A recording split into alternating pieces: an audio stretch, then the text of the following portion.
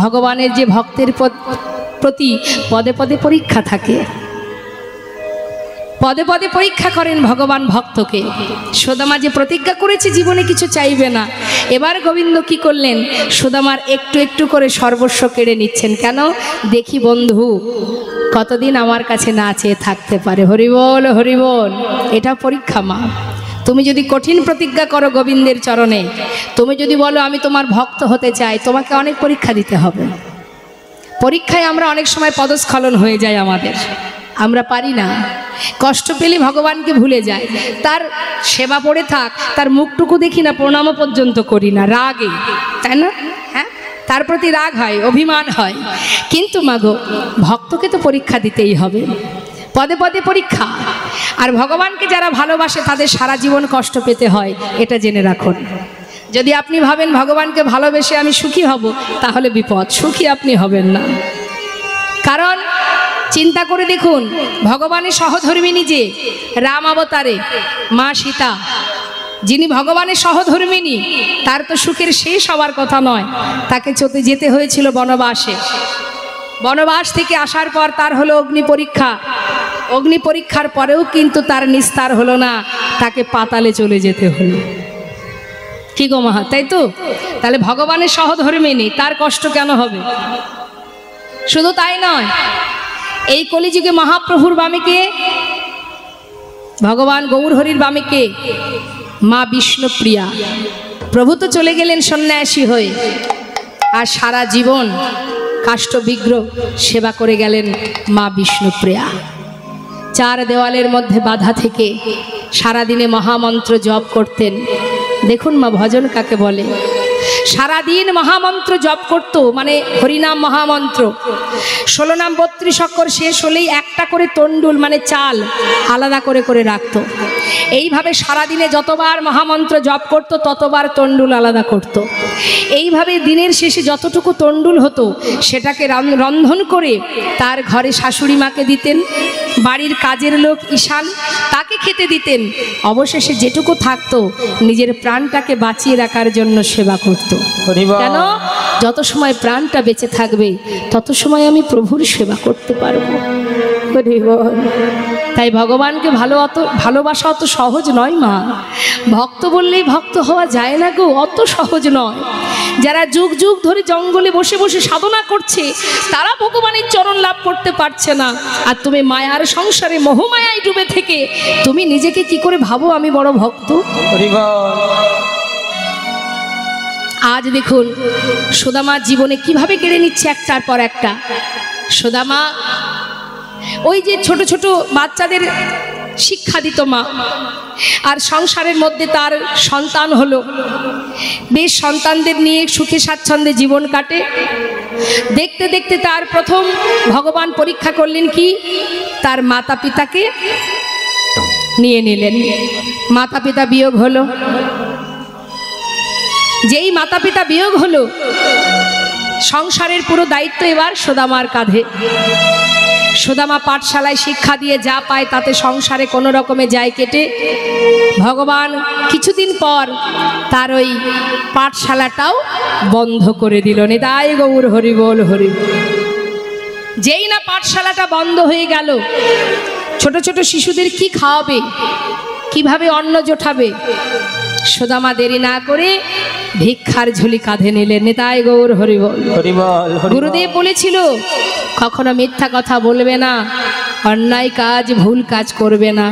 তাই তার সততা রেখে পাঠশালা বন্ধ হয়ে গেছে বলে ভিক্ষার ঝুলি কাঁধে তুলে নিয়ে দাঁড়ে দাঁড়ে ভিক্ষা করে। যা তন্ডুল পায় তাতেই সংসারে দিন কাটে, কোনো দিন পায় কোনো দিন পায় না। এইভাবে দিন যেতে যেতে সুদামার পিতৃ সম্পদ বলতে যা ছিল মা সব শেষ হয়ে গেল।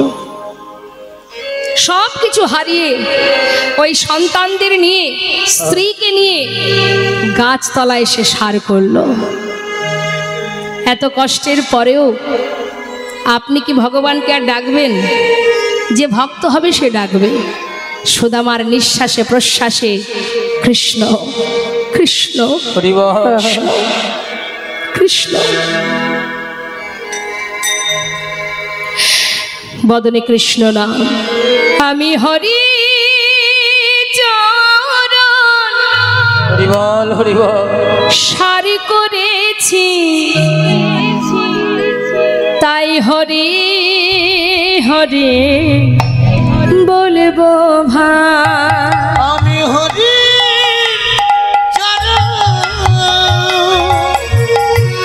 সারি করেছি, মুখে হরি হরি বলবো তাই। হরি বিনা এ জগতে হরি বিনা বলো এ জগতে আমার আর কেহ নাই। হরি হরি বল হরি বলেছি, হরি হরি বলবো তাই। হরি চরণ সারি করেছি, হরি হরি বলবো তাই। গাছতলাতে দিন কাটে, ঝড় বৃষ্টি চলে যায় মাথার উপর দিয়ে। দেখুন মা কি অবস্থা সুদামা, তার সন্তানদের অঙ্গে কোনো বসন নেই, স্ত্রীর পরনে একটা মাত্র বস্ত্র, তাও সর্বত্রে ছেঁড়া। এমনই সতীলক্ষ্মী এই স্ত্রী, যার নাম সুশীলা, যিনি শিবের পূজা করতেন, ভগবানকে সেবা দিয়ে বলতেন, হে প্রভু, যদি তুমি কখনো কারোর ঘরে আমাকে পাঠাও, এমন স্বামী যেন আমার জীবনে হয়, সে অর্থশালী না হোক, আমার কোনো দুঃখ নেই, শুধু সে যেন সত্যবাদী হয়। পেয়েছেও তাই। সুদামা সদা সর্বদাই সত্য কথা বলেন, তাই সুশীলার কোনো দুঃখ নেই, হাজারো কষ্ট, তথাপিও তার কোনো দুঃখ নেই এমন সৎ স্বামীকে কাছে পেয়ে। গাছতলাতে সন্তানদের নিয়ে তার দিন কাটে। সুদামা ভিক্ষা করে দাঁড়ে দাঁড়ে, ভিক্ষা পেলে ভালো, না পেলে সন্তানগুলোকে বুকের মধ্যে জড়িয়ে কৃষ্ণ কৃষ্ণ কৃষ্ণ বলতে বলতে রাত্রি অতিবাহিত করে। এইভাবে দিন যায় মা। হঠাৎ একদিন তার স্ত্রী সুশীলা বলে উঠলেন, স্বামী একটা কথা বলবো, বলো।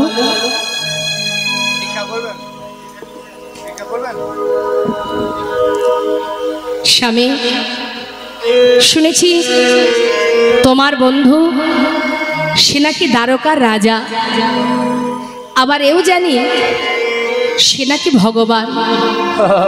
আচ্ছা স্বামী, যে তোমার বন্ধু সে তো ভগবান, সে রাজা, তাহলে তুমি কি পারো না স্বামী আমাদের জন্য, সন্তানগুলোর জন্য একটু তার কাছ থেকে কিছু চেয়ে আনতে?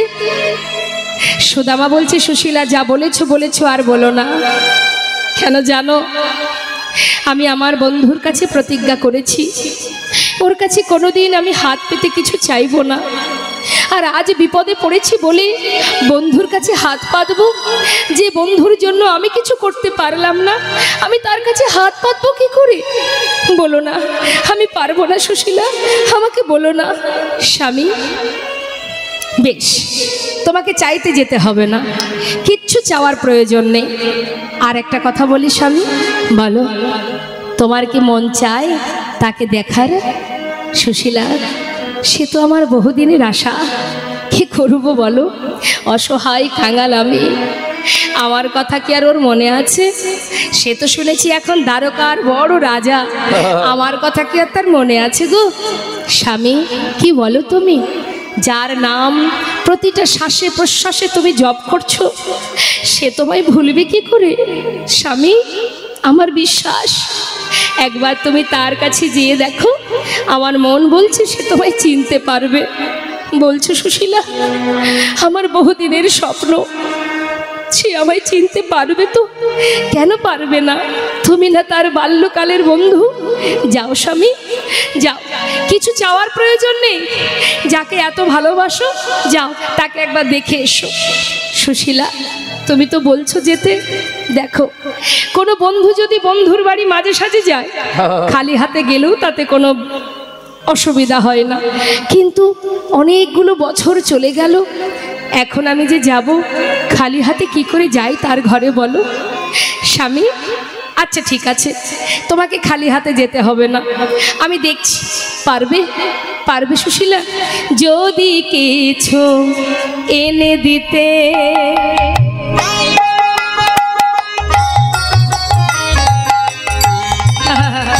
তুমি পারয় পায়,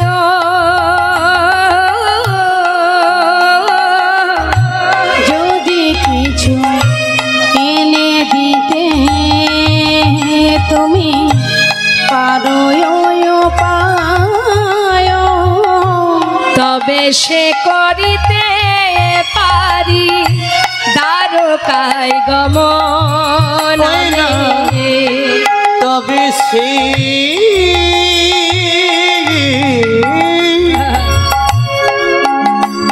করিতে পারি ওই দ্বারকায় গমন। কিছু এনে দিতে পারবে কি?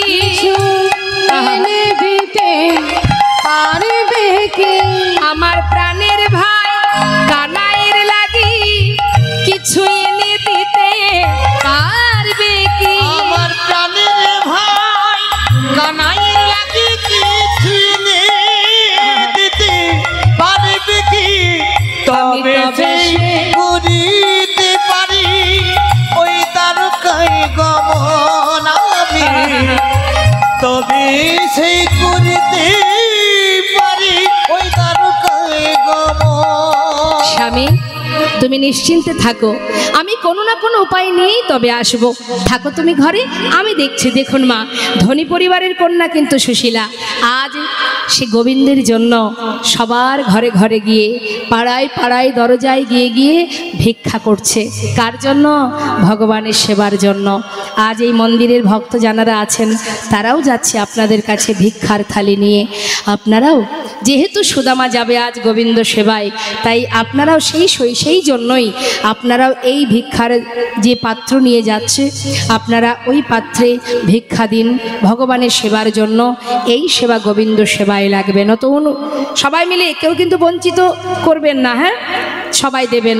দেখে হাত তুলে হরিবল হরিবল নিতাই গৌর হরিবল যাচ্ছে আপনাদের কাছে। ওমা বসুন বসুন, কি হলো? বাড়ি যাচ্ছেন? চিন্তা করছে আর রাত জেগে লাভ নেই, ঠান্ডা ঠান্ডা আবহাওয়া, এবার একটু ঘুমায়, শরীর ভালো থাকবে। কি মা?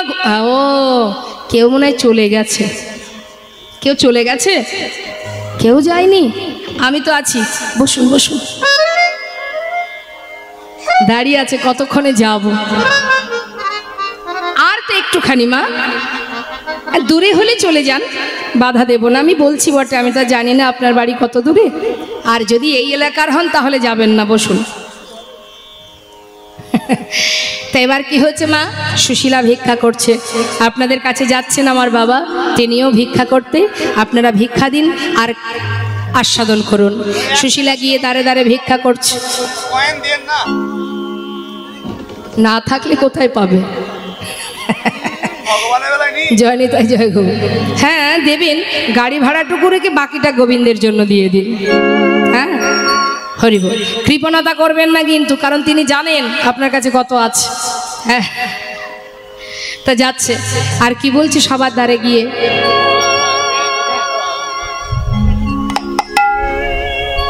আমায় ভিক্ষা দাও গো নগরবাসী, ভিক্ষা দাও তোমরা ভিক্ষা দাও গো নগরবাসী, ভিক্ষা দাও আমায়। তোমরা ভিক্ষা দাও গো নগরবাসী, ভিক্ষা দাও আমায়। তোমরা ভিক্ষা দাও গো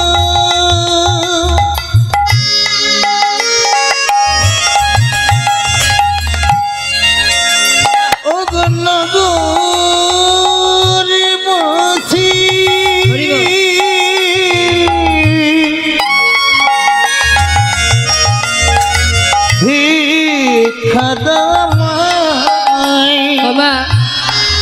সবাই কি ভিক্ষা দেয়? দেখবেন অনেকে ভিক্ষা দেয় না, ভিখারি এলেই দরজা বন্ধ করে দেয়। আর যেই না সুশীলা গিয়ে ভিক্ষা চেয়েছে, তখন এক বাড়ির লোক দরজা বন্ধ করে বলছে,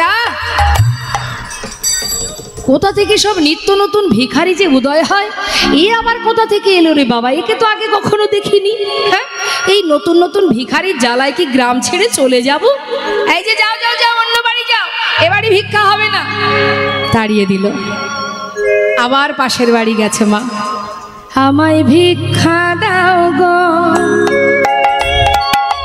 নগরবাসী, তোমরা ভিক্ষা দাও আমায়, তোমরা ভিক্ষা দাও গো নগরবাসী, ভিক্ষা দাও আমায়। সে আবার বলছে, এদিকে এদিকে, এই বউটাকে মনে হচ্ছে কোথায় দেখেছি দেখেছি মনে হচ্ছে। হ্যাঁ, সুদামার বউ। সুদামার বউ? ও দেখতে সুন্দর, ওই জন্য পাঠিয়েছে। আচ্ছা, মানে নিজে ভিক্ষা করে পায় না বলে আজকে বউটাকে নামিয়ে দিয়েছে পথে। এই যে যার স্বামী সত্যবাদী, সে কেন দাঁড়ে দাঁড়ে ভিক্ষা করে খাবে? হ্যাঁ, আমরা অনেক কষ্ট করি, রোজগার করি, পরিশ্রম করি, তবে আমাদের খাওয়া জোটে। হ্যাঁ, আর তোমরা ভিক্ষা করে করে খাবে? যাও যাও, কর্ম করে খাও, ভিক্ষা হবে না, অন্য বাড়ি যাও। নিতাই গৌর হরি বল হরি বল। যেই না বলেছে মা, তখন সুশীলা বললে, দেখো ঠিকই বলেছ, আমার স্বামী সত্যবাদী, সে যেমন মিথ্যা বলে না, আমি তার সহধর্মিণী, আমিও তোমায় মিথ্যা বলবো না। জানো আজ আমি কেন ভিক্ষায় এসেছি? শুনে নাও। আজি তোমাদের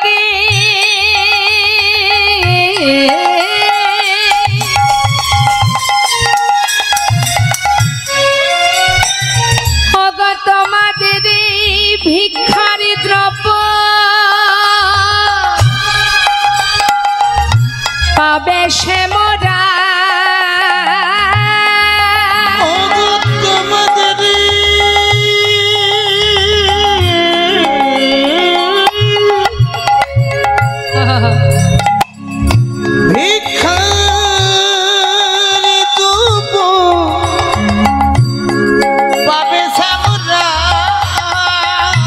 ভিক্ষা দাও আমার,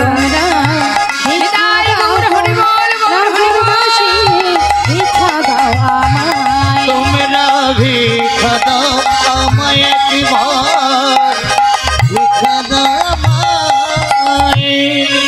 দেখবেন মা, একই গ্রামের মধ্যে বিভিন্ন রকমের মানুষ বাস করে, কেউ ভিক্ষা দেয়, কেউ দেয় না। হ্যাঁ, তো যেই না শুনেছে যে গোবিন্দ সেবায় লাগবে, এই কথা শুনে যারা গোবিন্দকে ভালোবাসে, কৃষ্ণ ভক্ত যারা, তারা কি করেছে, ঘর থেকে শুকনো চিড়ে তার আঁচলে ভিক্ষা স্বরূপ দিয়ে গেছে। কয়েক বাড়ি থেকে শুকনো চিড়ে ভিক্ষা করে এবার সেই চিড়েগুলো মনের আনন্দে ঘরে নিয়ে গিয়ে এবার গোবিন্দ সেবার জন্য সেই চিড়েগুলোর একটা পুটুলি বেঁধেছে। এবার নিজের পরনে যে বসনটা আছে, সেই বসনের কিছুটা অংশ ছিঁড়েছে মা, আর কোথায় পাবে বস্ত্র, তাই সেই বসনের কিছুটা অংশ ছিঁড়ে একটা সুন্দর পুটুলি বেঁধে স্বামীর হাতে দিয়ে বলছে, স্বামী আজকের যে ভিক্ষা আমি করেছি, এই ভিক্ষার একটা দানাও তুমিও খাবে না, আমিও নয়, আমার সন্তানদেরও দেব না। যার জন্য ভিক্ষা করা, আজকের এই দান, আজকের এই ভিক্ষা তুমি তার জন্য নিয়ে যাও। যাও স্বামী। সুদামার আনন্দ ধরছে না মা, বন্ধুর জন্য কিছু না কিছু তো পেয়েছে, সেটুকু বুকের মধ্যে করে নিয়ে সুশীলা সন্তানদের কাছ থেকে বিদায় নিয়ে এবার চললেন দ্বারকার দিকে। পথের পরে পথ হেঁটে চলেছে মা, পথ চেনে না, কাউকে জানে না, ডেকে ডেকে সকলকে ডেকে জিজ্ঞাসা করে করে যাচ্ছে। পথে যাচ্ছে আর ডাকছে কানাইকে, কানাই রে, বড় আশা করে যাচ্ছি ভাই, একটি বার তুই দেখা দিস। ও কানা, একবার আমায় দেখা দে কানাই, দেখা দে রে, একবার দেখা দে রে ভাই কানাইয়া, দেখা দে আমায়, একবার দেখা দে রে,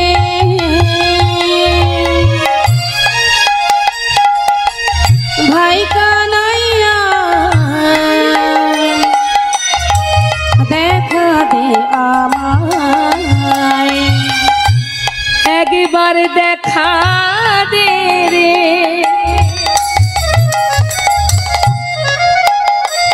দেখা দে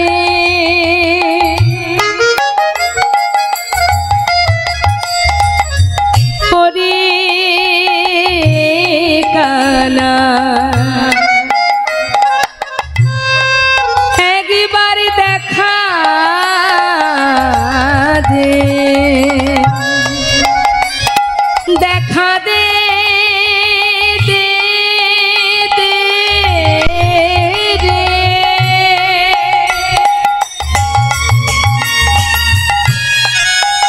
ওরে কানাই রে, ওরে আমার প্রাণের ভাই, একবার দেখা দে, দেখা দে, দেখা দে রে কানাই,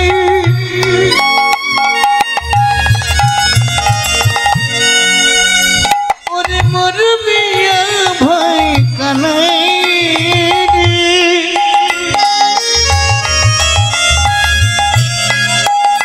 ওরে আমার প্রাণের ভাই, একবার দেখা দে রে, একবার দেখা দে রে, ভাই কানাইয়া দেখা দে আমায়, ওরে এ জীবনে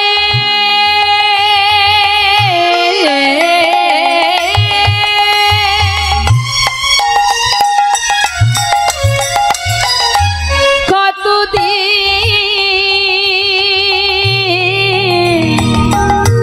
দেখিনি তোমার, আর জীবনে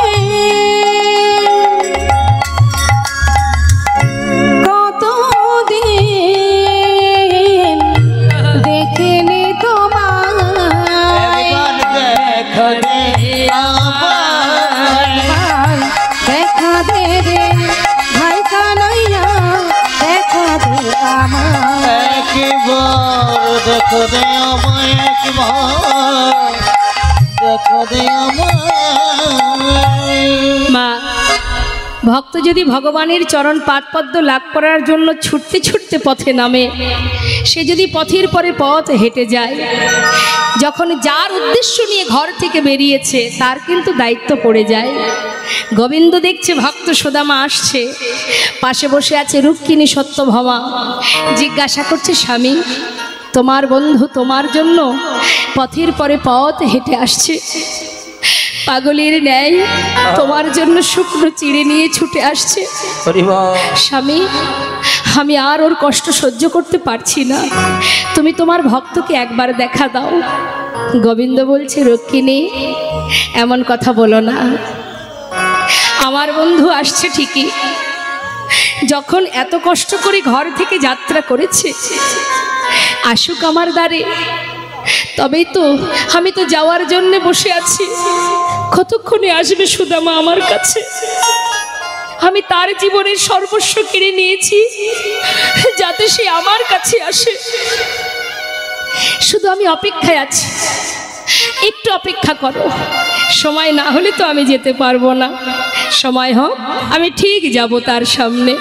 হরি বল। কি করেছে মা? দেখবেন মা, সময় না হলে ভগবান আসবে না, তুমি যতই ছটফট করো। যেমন বাবা মহাভারতে শিশুপাল, ভগবান বলেছিল যে তোমার 100টা অপরাধ আমি ক্ষমা করব, 100 থেকে 1 যখন হবে, তুমি যদি নিজেকে না শোধরাও আমি কিন্তু তোমাকে আর বাঁচিয়ে রাখবো না, সেই দিনই তোমার শেষ। তাই একটার পর একটা অপরাধ করে যখন 101 হলো, সেই দিনই কিন্তু তাকে প্রাণে মরতে হয়েছিল। তাই ভগবান সময় না হলে তোমার সামনে আসবে না, যতই তুমি কাঁদো, যতই তাকে ডাকো। তাই আজ দেখুন ভগবান বসে আছেন, তিনি দেখছেন বন্ধু আসছে, কিন্তু অপেক্ষায় আছে কখন আসবে দ্বারে। আর সুদামা ডাকতে ডাকতে দ্বারকার কাছে এসে দেখছে কি মা, বিশাল প্রাসাদ, রাজপ্রাসাদ দর্শন করে মনে মনে ভাবছে সুদামা, আহা আমার বন্ধু কত বড় রাজ্যের রাজা, এত বড় রাজাও যে কিনা রাজসুখ ভোগ করে, এই গোটা রাজ্য পরিচালনা করে, তার কি আর আমার সেই শিশুকালের বন্ধু আমি, আমার মতো কাঙাল বন্ধুর কথা তার কি আর মনে আছে? যদি চিনতে না পারে আমি কি করে যাব তার কাছে? ফিরে যাই, যদি চিনতে না পারে আমি বেশি কষ্ট পাবো, তার থেকে ফিরে যাই। আবার মন বলছে না না, এলাম যখন একবার তো দ্বারে গিয়ে দেখি, যদি সে চিনতে পারে। দমনা হচ্ছে, দমনা করতে করতে এগিয়ে যাচ্ছে বাবা। দ্বারে এসে যেই না দাঁড়িয়েছে, দেখছে দ্বারে অনেক প্রহরী, অর্থাৎ দাঁড়ি দাঁড়িয়ে আছে। দাড়িকে দেখে বলছে, আয় দাড়ি, দাড়ি এখানে কি আমার বন্ধু কানাই আছে?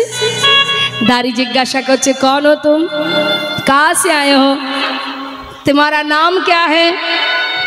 সুদামা বলছে আমাকে চিনবি না, আমি বৃন্দাবন থেকে আসছি, বল না এখানে কি আমার বন্ধু কানাই আছে? द्वारपाल बोलें देखो इधर कोई कानाई वानाई नहीं है, ये जो राजा है ना उसका नाम है कृष्ण। कृष्ण আরে জানিস দাঁড়ি, যে কৃষ্ণ সেই তো কানাই, আমাকে একটু ভিতরে যেতে দে না, আমি ভিতরে যাই, কতদিন দেখিনি বন্ধুকে, আমি তাকে দেখতে চাই। দ্বারপাল হাসছে বাবা, আরে কোথা থেকে পাগল, সারা গায়ে নোংরা দুর্গন্ধ, সারা গায়ে কাদামাটি লেগে আছে, এ কিনা আমাদের রাজার বন্ধু। মুখের দিকে হা করে তাকিয়ে সমস্ত দাড়ি আহা ওই দ্বারকাবাসী তারা সবাই হাসছে, অট্টহাসি হাসছে। মহাজন লীলার পাশে দাঁড়িয়ে বলছে, देखो देखो ये गरीबी का हाल, कृष्ण की द्वार पे विश्वासी लेके आया हूँ, बचपन की यार है मेरा यही सोच के आस करके आया हो, हरिद्वार पालो उसका नैया से कह दो, हरिद्वार पालो उसका नैया से कह दो, हरिद्वार पालो उसका नैया से कह दो, कि द्वार पे सुदामा करीब आ गया है, इधर पे सुदामा करीब आ गया है, आरे द्वार पालो कन्हैया से कह दो, अरे द्वार पाला उस कन्हैया से कह दो, इधर पे सुदामा करीब आ गया है, इधर पे सुदामा करीब आ गया है। हरि बोल।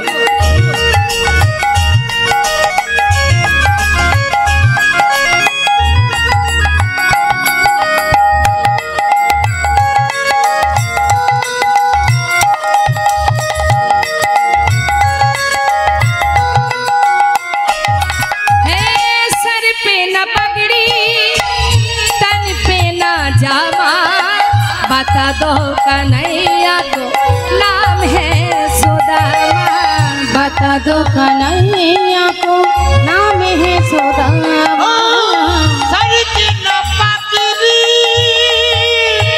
तन पे न जामा, बता दो कन्हैया को नाम है सुदामा, बता दो कन्हैया को नाम है सुदामा, न सर पे है पगड़ी न तन पे है जामा, बता दो कन्हैया को नाम है सुदामा, सर की न पगड़ी तन पे न जामा, बता दो कन्हैया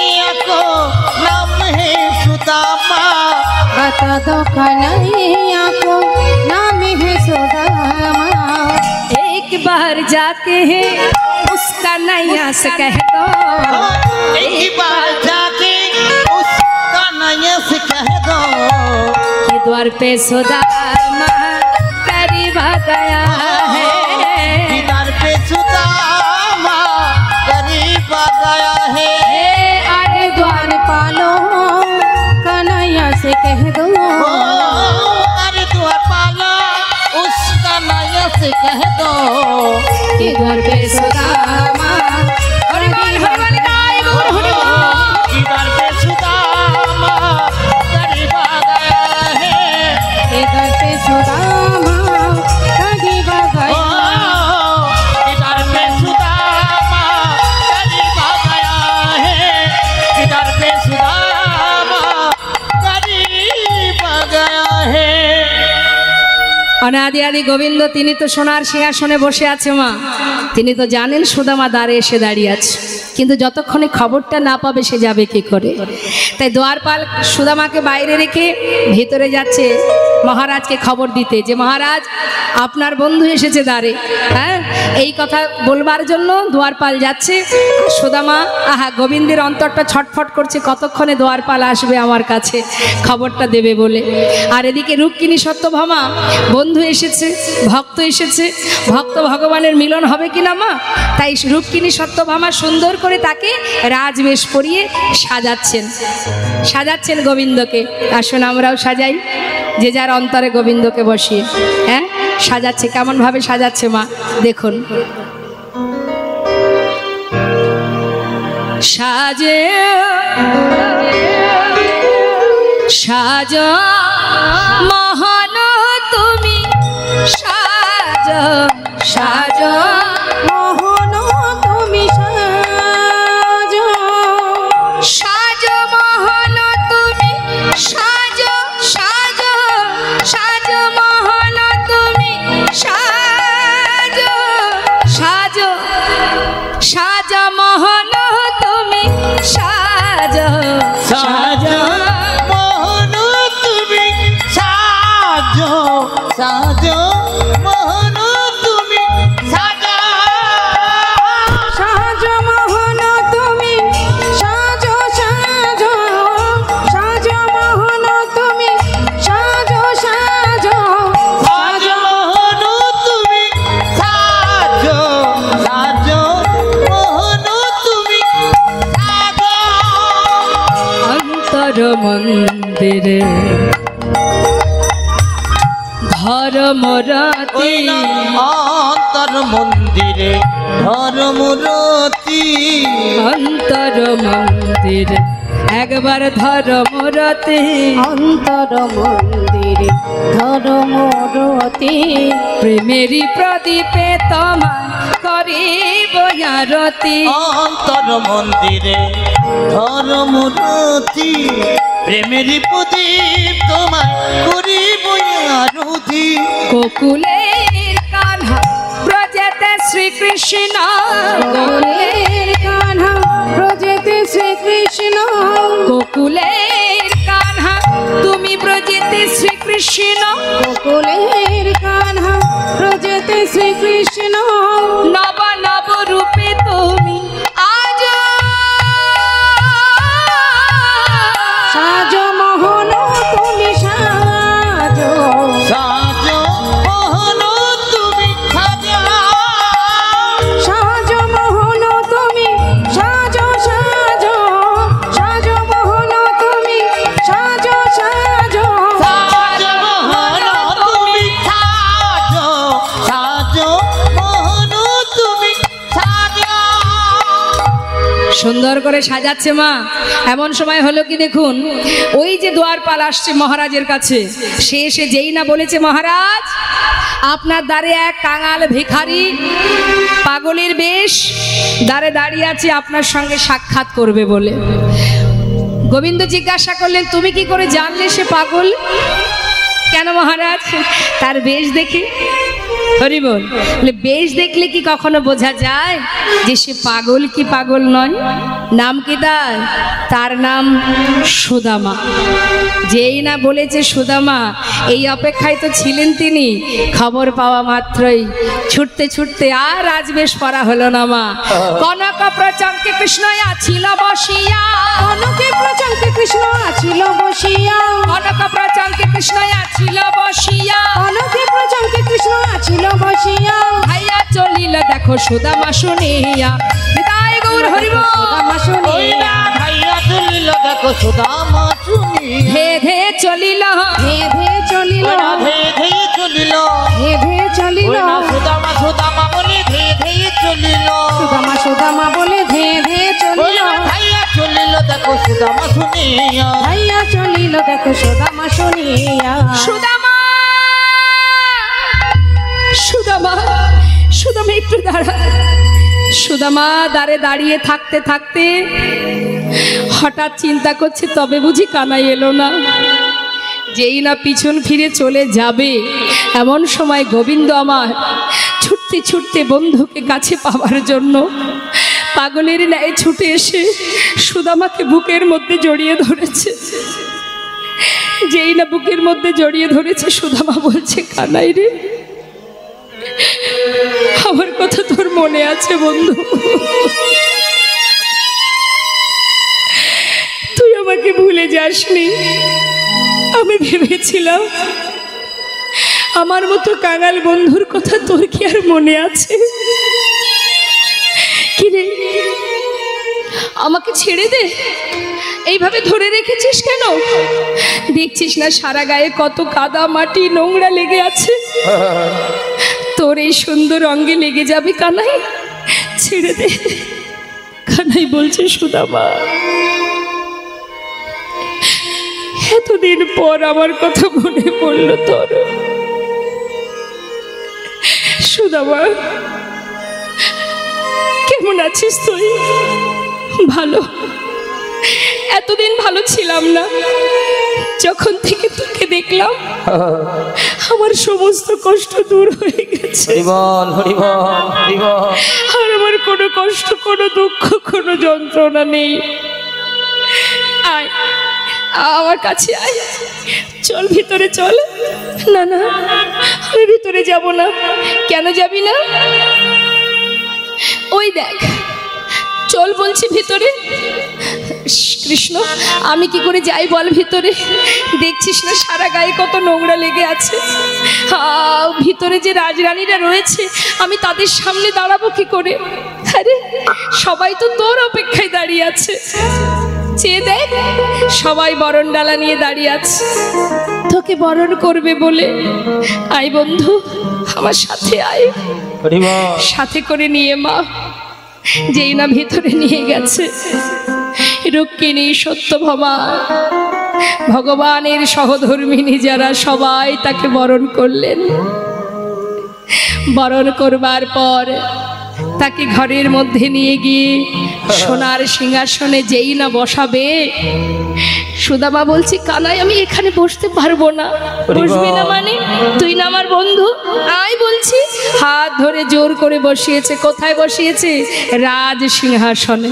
বলুন দেখি মা, জীবনে যার চেয়ার কপালে জোটেনি, তাকে বসিয়েছে সোনার সিংহাসনে। কি করে বসবে সে? হাত পা গুটিয়ে আছে, যাতে কোনো রকমই ছোঁয়া না লাগে। কানাই বলছে, কি রে, এইভাবে কেউ বসে? ঠিক করে বস, হাত পা ছেড়ে বস। আরে বল, তাহলে যে কাঙাল গাছের তলায় দিন কেটেছে, আজ সে বসেছে সোনার সিংহাসনে। বাবা, তাহলে জগতের মাঝে একবার অনুভব করুন মা, কে ধনী। এই জগতে কোনো ব্যক্তি, কোনো সাধুগুরু বৈষ্ণব দেখবেন দাঁড়ে দাঁড়ে যদি ভিক্ষা করে, একটু যদি টাকা পয়সার কোনো ধনী ব্যক্তি থাকে গ্রামে, তারা দেখবেন আফসোস করে, আহা বড় অসহায় বেচারা, দাঁড়ে দাঁড়ে ভিক্ষা করে, হ্যাঁ, গরিব দিনহীন কাঙাল, তাই না? কিন্তু জেনে রাখবেন, এ জগতের ধন সম্পদ আজ আমার আছে, কাল আমাকে ঘাড় ধাক্কা দিয়ে বের করে দেবে আমার সন্তানেরা। আমি সব হারিয়ে ওই আমার তুলসী তলাতে জীবন কাটবে। তাহলে জগতের সেই মহাধনে ধনী যে জন কৃষ্ণ ধনে ধনী, যেটা তোমার জীবন থেকে কখনো হারাবে না, কখনো তুমি সেই ধন থেকে তুমি আলাদা হবে না। আজ সুদামা জীবন কাটিয়েছে গাছতলাতে, সেই সুদামা কৃষ্ণ ধনে ধনী হয়ে আজ ভগবানের সোনার সিংহাসনে বসেছে। তাহলে জগতে সেই মহাধনে ধনী মা যে জন গোবিন্দ ধনে ধনী। নিতাই গৌর হরি বল হরি বল। আজ সোনার সিংহাসনে বসানোর পর রুক্মিণীকে বললেন, রুক্মিণী তাড়াতাড়ি যাও, জল নিয়ে এসো, আজ আমি নিজেই আমার বন্ধুর চরণ ধৌত করব। কেন জানো, সে যে মস্ত বড় পণ্ডিত, পণ্ডিত এসেছে আমার ঘরে, বিপ্র এসেছে আমার ঘরে, তার চরণ ধৌত করব আমি। দেরি করো না, তাড়াতাড়ি জল নিয়ে এসো। দেরি না করে রুক্মিণী সত্যভামা সোনার থালা চরণ তলে পেতে দিলেন বাবা। এবার সুন্দর করে ভগবান নিজের হাত দিয়ে ভক্তের চরণ ধোয়াচ্ছে, চোখের জল দিয়ে চরণ ধৌত করছে। ভক্তের বোঝা ভগবানই বয়। সোনার থালাতে সুদামা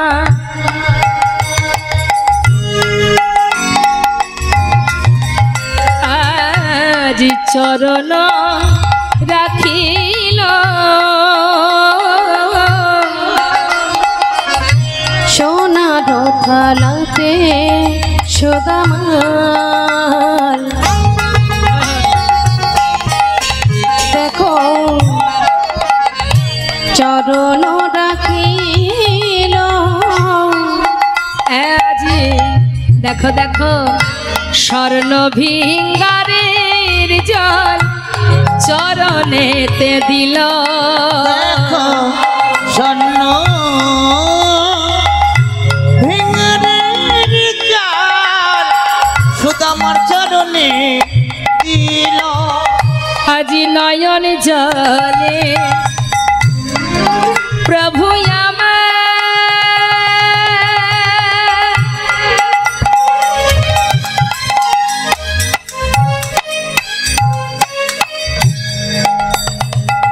চরণ ধোয়ালো। নয়ন জলে প্রভু আমার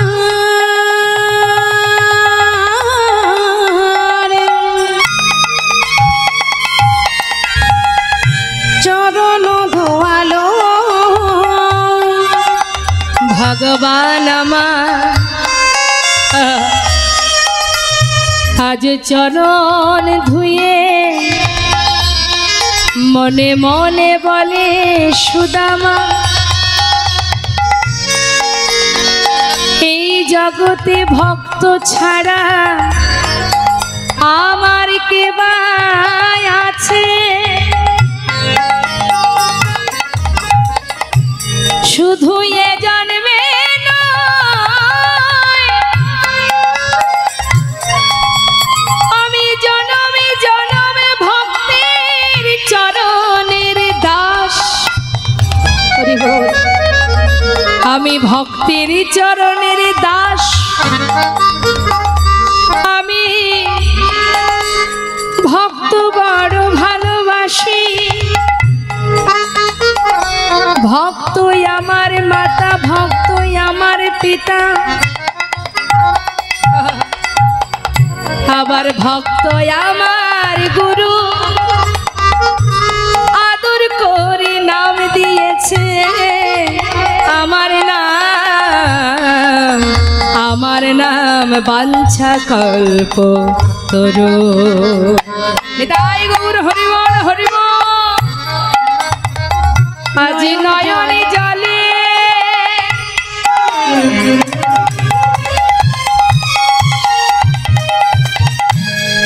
চরণ ধোয়ায়ে দিয়ে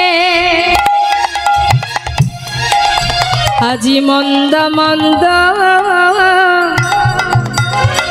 সেবা করে। দুটি নয়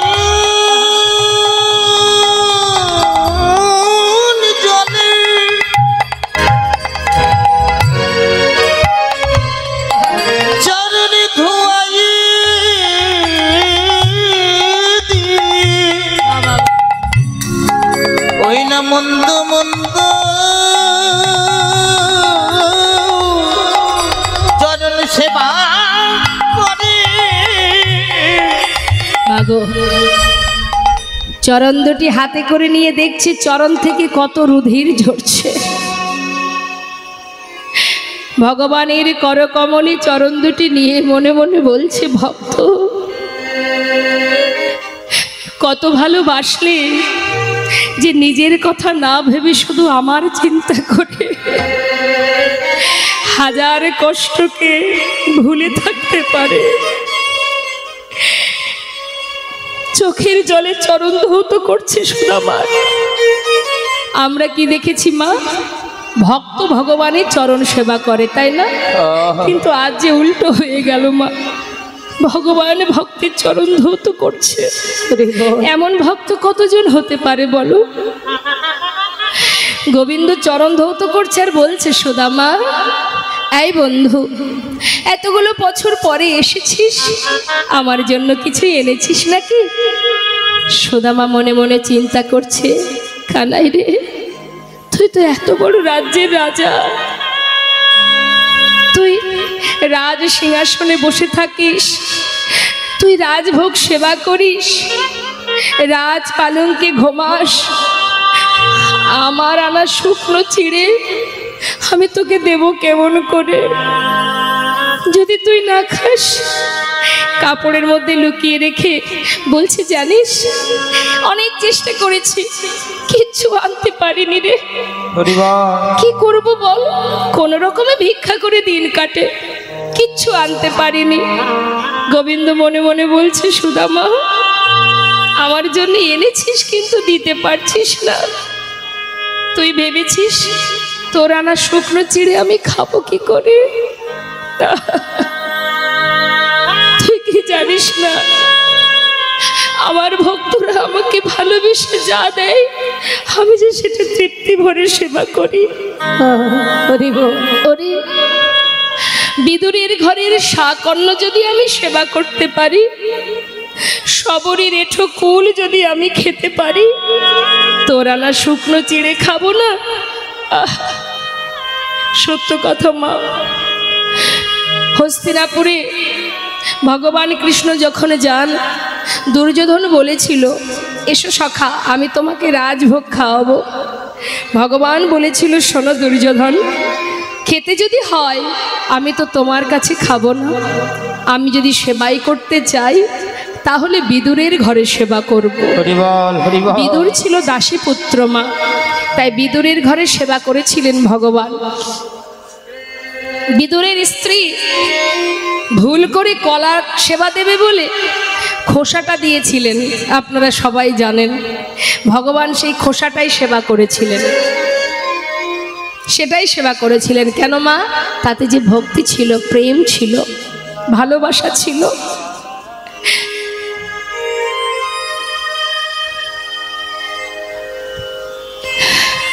রাম অবতারে সবরী যে ছিল সকলের ঘৃণিতা, অবহেলিতা, সেই সবরী মা একটা ছোট্ট কুটিরের মধ্যে থাকতো, আর তার জীবনের একটা স্বপ্ন ছিল, রাম আমার কুটিরে আসবে। তাই প্রতিদিন কি বা পাবে বনের ভিতরে, গাছ থেকে কুল পাড়তো মা। দেখুন ভালোবাসা কাকে বলে। আপনি আপনার সন্তানকে নিজের বদনের এঁঠো দেন তো? দেন না? সন্তানের এঁঠো আপনি খান তো? তাহলে তাকে ভালোবাসেন বলেই আপনি দিচ্ছেন। আর ভগবানের বদনে এঁঠো দিতে পারে তারাই যারা ভগবানকে ভালোবাসতে পারে, নিজের করে ভালোবাসতে পারে। হরিবোল হরিবোল। তাই সেই সবরই রামকে কি খাওয়াবে?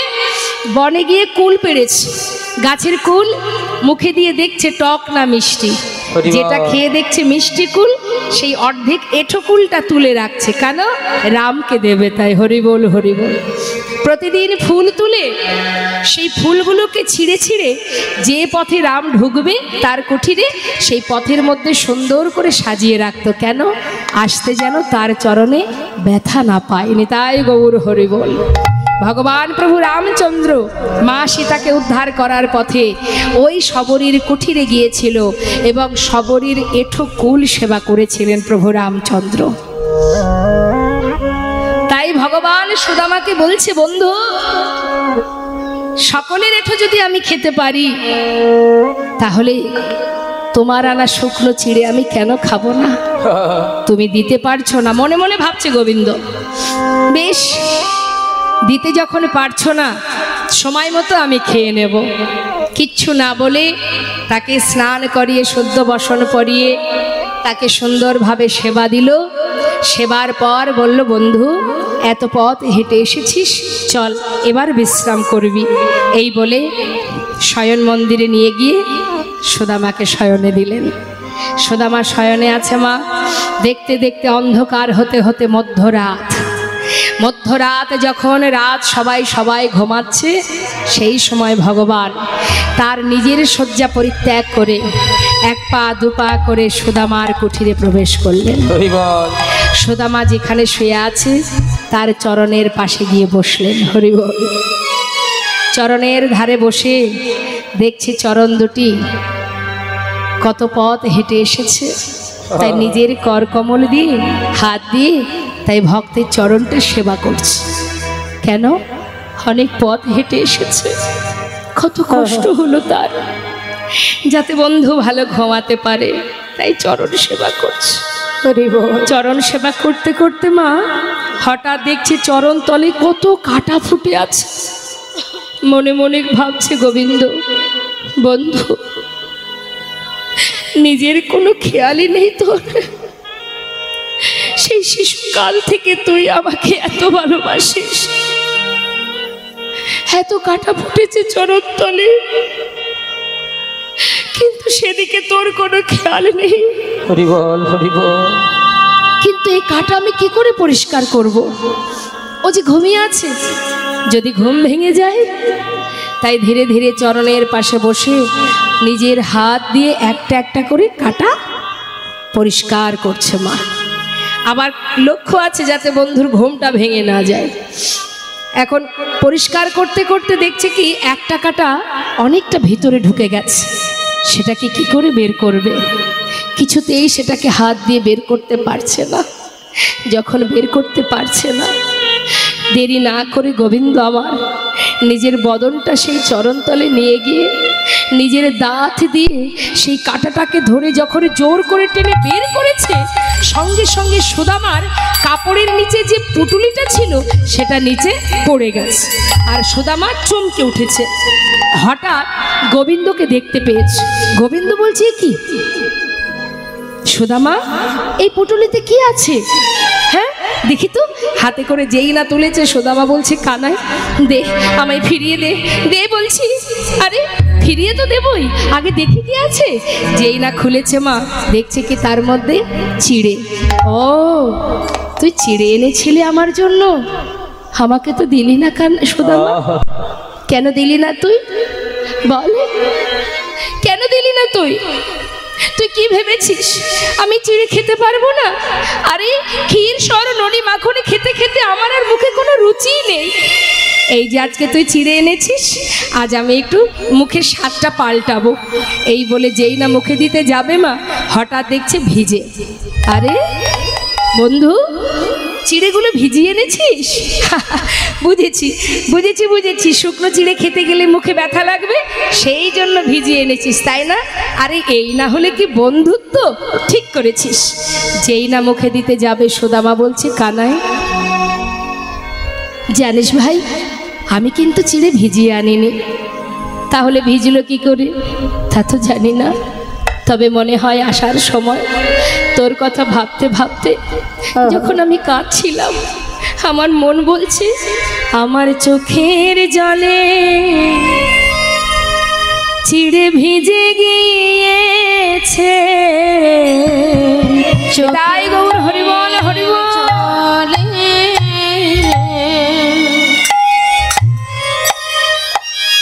চিড়ে ভিজে গিয়েছে চোখের জলে চিড়ে ভিজে গিয়েছে, আমার চোখের জলে চিড়ে ভিজে গিয়েছে। আমি কেমন করে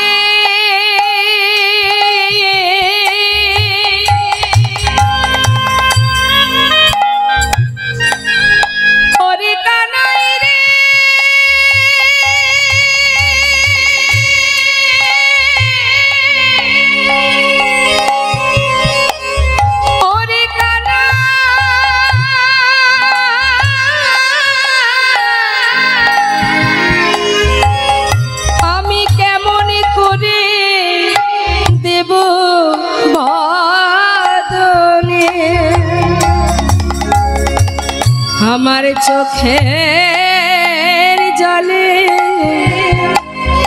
চিড়ে ভিজে গিয়েছে আমি কেমন করে ভাইরা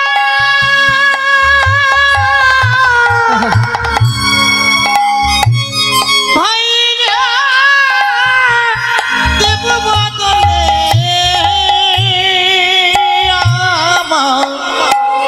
আমার চোখে জলে হরিবল হরিবল চিরে ভিজে গিয়েছে ভগবান বলেছে সুদামা এই জগতে সবাই আমার ক্ষীর ননি মাখনে দেয় কিন্তু চোখের জলে ভিজানো চিড়ে কেউ দেয় না তাই আজ আমি তোর সামনে দাঁড়িয়ে প্রতিজ্ঞা করলাম যে চিড়ে তুই আমায় দিতে দ্বিধা করছিস হরিবল হরিবল আগত কলিযুগে আমি নদিয়ায় গিয়ে গৌর হব হরিবল হরিবল যদি কলির জীব আমায় সেবা দিতে চায় যদি কোনো রাজা কোনো ভিখারি যদি কোনো কাঙালে কাঙালিনী কলিজীবের দ্বারে দ্বারে ভিক্ষা করে যদি মাটির মালসায় আমায় চিড়ে ভোগ দেয় তবে আমি গৌর হয়ে সেই ভোগ গ্রহণ করব এই তোর সামনে আমি প্রতিজ্ঞা করলাম আমা ভগবান প্রতিজ্ঞাবদ্ধ হলেন যে চিড়ে তুই আজকে দিতে চাইছিস না তো দ্বিধা হচ্ছে আগত কলিযুগে কলিহত জীব সে ধনী হোক আর দরিদ্রই হোক যদি মাটির মালসাই করে ভিক্ষা করে আমাকে চিড়ে ভোগ না দেয় আমি সেবা করব না কলিযুগে মহাপ্রভুর ভোগ হয় কিসে মা মাটির মালসাই আচ্ছা বলুন দেখি যিনি বিশ্ব ব্রহ্মাণ্ডের মালিক তিনি তো এটা ঘোষণা করতে পারতেন যে আমাকে সোনার তালায় খেতে দাও এটা একমাত্র ধনী যারা তারা পারবে একজন ধনী ব্যক্তি সোনার থালা তৈরি করে ভগবানের সেবা দেবে কিন্তু যারা দিনহীন কাঙাল হরিবল হরিবল যাদের নিজেদেরই অন্ন কপালে জোটে না তারা কি করে সোনার থালা বানিয়ে ভগবানের সেবা দেবে তাই ভগবান তাদের কথা ভেবে এটাই স্থির করলেন যে সে রাজা হোক ধনী হোক আর কাঙাল কাঙালিনী হোক মাটির মালসার দাম কত মা 5 টাকা 10 টাকা তাই তো যাতে সবাই আমায় সেবা দিতে পারে আর আমরা খেতে গেলে আমাদের অনেক কিছু লাগে লাগে না বাবা ডাইনিং টেবিল চাই ওপরে একটা ঝাড়বাতি হলে দেখতে ভালো লাগবে সামনে একটা ফুলদানি হবে আহা কত কি দরকার আমাদের একবার আমাদের নিজেদেরই লজ্জা হওয়া উচিত যিনি বিশ্বব্রহ্মাণ্ডের মালিক তিনি মাটির পাত্রে সেবা করেন আর আমাদের কত কিছু দরকার হয় তাতেও শান্তি নেই আমাদের নিতাই গৌর হরি বল তাই যারা বুঝেছে তারা কখনো এই সুখ কামনা করে না দেখবেন অনেকের ঘরে আছে ভগবানের জন্য পাকা ঘর পাকা মন্দির নিজে থাকে কুড়ে ঘরে আবার অনেকের আছে সিঁড়ির ঘরে ভগবান আছেন তার ঝুলকালিতে ভরা নিজের ঘরে এসি লাগানো আছে এটাই তো ভক্ত আর অভক্তের তাৎপর্য তাই না তাই আজ দেখুন ভগবান বললেন যে আমি এই চিড়ে আগত কলিযুগের সেবা করব। এদিকে রুক্মিণী সত্যভামা বললেন স্বামী তুমি এই অমৃত সেবা করছো আমাদের দেবে না তা গোবিন্দের কাছ থেকে নিয়ে তখন সবাই মিলে সমানভাবে ভাগ করে সেবা করলেন আর এদিকে কি হলো মা কিছুদিন রইল ঘরে সুদামা কৃষ্ণের কাছে রইল তার মধ্যে দিয়ে গোবিন্দ আমার রুক্মিণীকে ডাকলেন রুক্মিণী বলো তুমি তো স্বয়ং লক্ষ্মী আজ আমি তোমার কাছে একটা কিছু চাইবো বলো স্বামী রুক্মিণী দেখো আমার বন্ধু সে মস্ত বড় কাঙাল, গাছতলাতে তার দিন কাটে, সন্তানদের এহেন অবস্থা। ও আমার কাছে প্রতিজ্ঞা করেছে জীবনে দুহাত পেতে কিছু চাইবে না, আর ও যদি না চায় আমি ওকে দেব কি করে?